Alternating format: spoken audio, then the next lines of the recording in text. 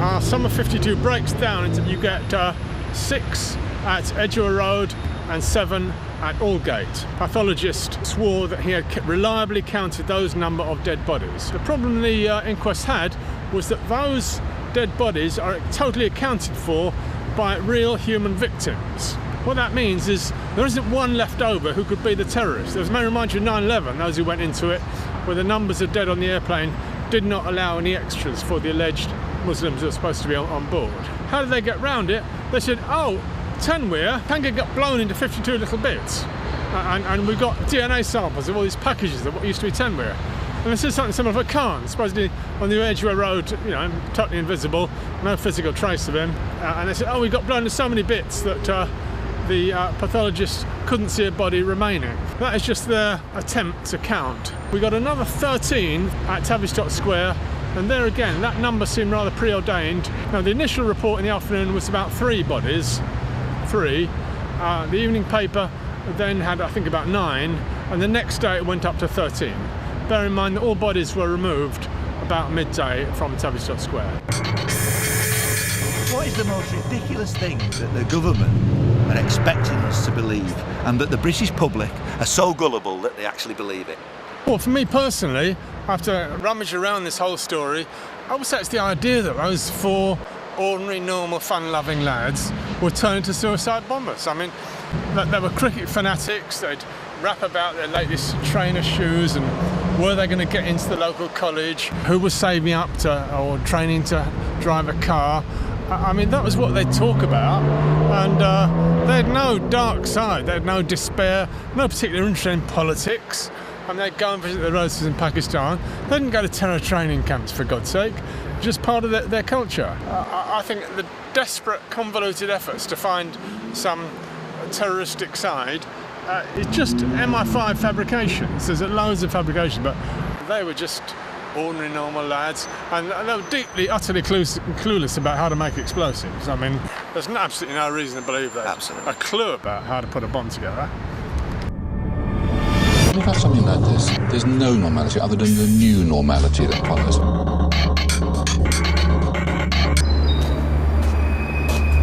Hey Belinda, Jack of Hearts. Wonderful these glasses, by the way. Oh, good. David Shayler, what's become of him? Is he? Some people I've heard it said he's still an MI5, even though he was a whistleblower. No. He lived with me for 2 years, so I know him about as well as anybody. And in fact, he used to have a joke that when he was living in my house, if people he heard rumours that he might be working for MI5, he said the only person in this house still working for MI5 is Eddie the cat. Eddie the cat? Yeah. And that's Shayla's cat? Yes. Eddie, come here. Eddie, there's a good boy.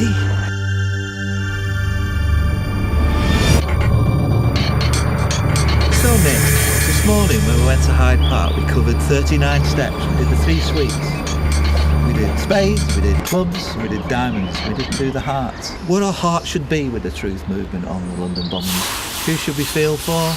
And who's praiseworthy for what they've done in order to expose them? Well, to start off, we have to commiserate with as victims. 52 of them suddenly had their lives taken away. Can't argue with that. And the families aren't told a lot about it. Yeah. And I suppose many of them still believe the lie, really. That's what we're told by them. And they've never really had satisfaction with the proper inquiry that they called for, have they? Absolutely not. So certainly all hearts must go out to them, I entirely agree. The King of Hearts, what did he name? Mohammed Siddiqui Khan? Khan, yeah. Shahzad Tanweer. Asim Hussain? Asim Hussain and Jermaine Lindsay. Jermaine Lindsay. Well, yeah, I can't disagree with that. They were assassinated, I believe. They certainly weren't the perpetrators. No. They somehow knew each other.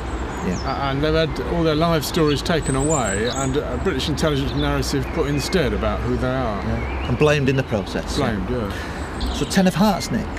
Next, maybe another innocent young man cut down in his prime. A couple of weeks later, Charles de Menezes, a Brazilian electrician, Stockwell tube station, cold-blooded murder, another police killing.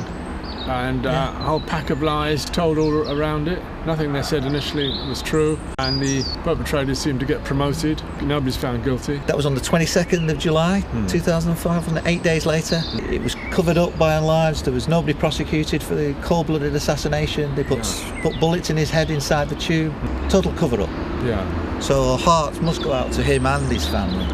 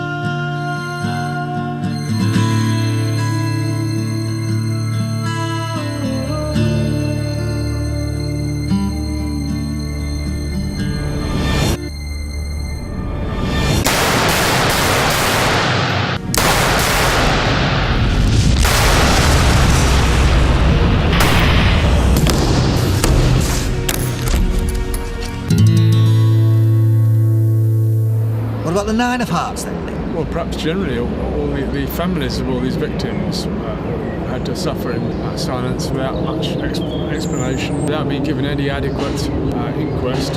They've called for that though, haven't they? Notwithstanding the fact that they've lost their loved ones, they've never had justice. The Eight of Hearts.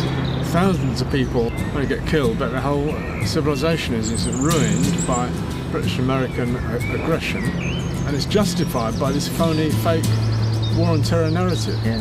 And these aren't the extremists we're talking about, the Taliban or whatever.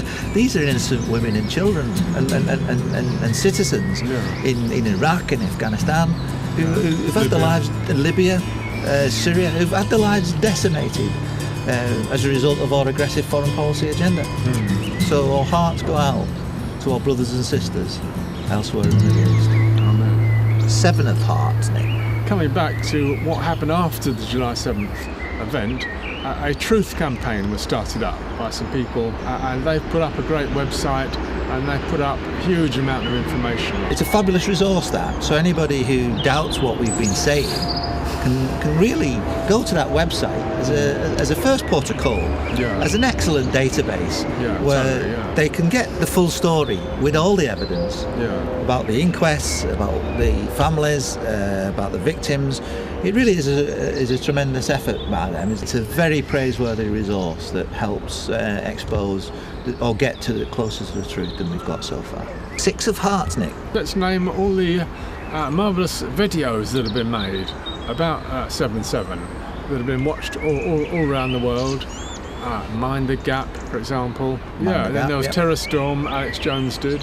What about that Ludicrous Diversion? That was a good one as well. Yeah, they were the early ones. That was a fine one. Early ones, yeah. And then probably the Ripple Effect. 7/7 Ripple Effect by Muad'Dib. That was quite controversial, wasn't it? Probably that's the most popular one. But there's been some other good ones that have extended it a bit further, haven't they? With, Tom Sacker's two films, for instance, the Seeds of Deconstruction, and quite long. If you've got you have to have a couple of hours to watch it. It's a few hours. Yeah, but it puts 7/7 in a wider geopolitical context, I suppose so. As well as Crime and Prejudice, which is his latest film, exposes some of the sinister aspects of the intelligence and security services and how intelligence assets are handled. So it's quite a spooky film in one sense, but an excellent narrated film. Keelan Balderston's work on 7/7 Big Picture. Yeah. I like the way Keelan poses some very awkward questions that demand answers. These films that we're Absolutely. talking Never get about answers. will never be shown on mainstream media. What about Richard D. Hall with his Absolutely, programmes? yeah, very courageous. Yeah. Sky 201. Yeah. You've been on his show, haven't you? Yeah, and there's Media Edge on the Sky 200. Yeah. Tony Gosling, he was prominent in the truth movement in the early days, wasn't he? The Five of Hearts is next, Nick. John Anthony Hill, who called himself Muad'Dib. So why did they put him in prison? Because they didn't want him wandering around the inquest and getting interest from journalists. And he was also put in jail for the previous, if you remember, the second so-called July 7th trial. And let's point out that when did he first make the film? Was it 2007? His intuition about the story, that's the all-important thing. Right. Those lads got up to London, trains were delayed, they got up too late, and then they rushed off to Canary Wharf. That was quite intuitive at the time.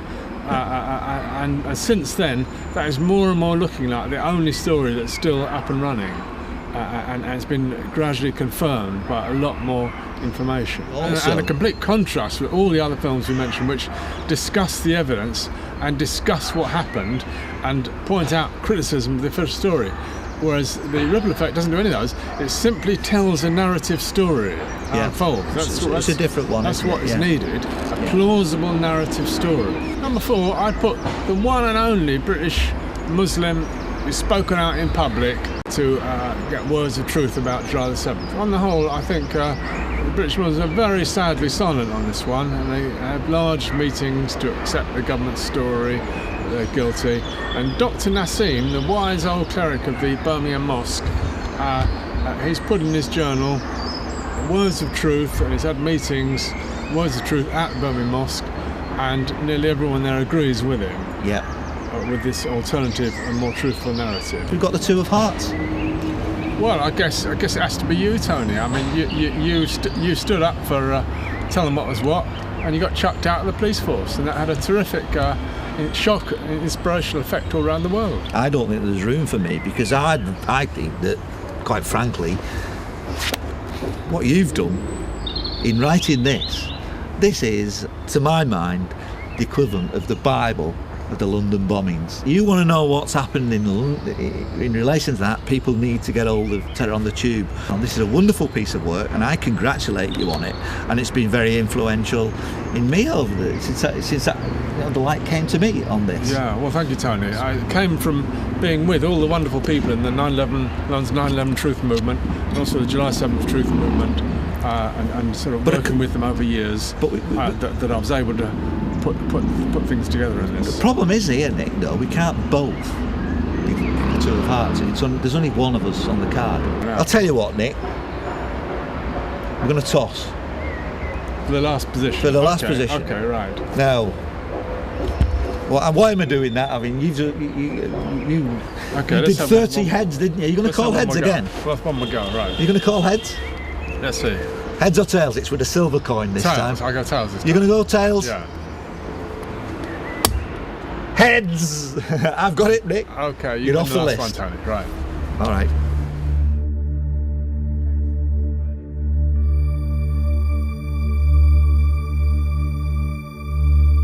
So my joker in the pack, out of all of this, is 9/11 and the 9/11 connection. And I think it's high time that the British public came to their common senses and woke up to the corruption in US government and also British government. Tonight's exercise was plausible, but it was, of course, fictional. But it's hard to see how the government can do anything other than educate us and prepare. There's no room for excuses. We have, of course, been warned. I think we can say no more.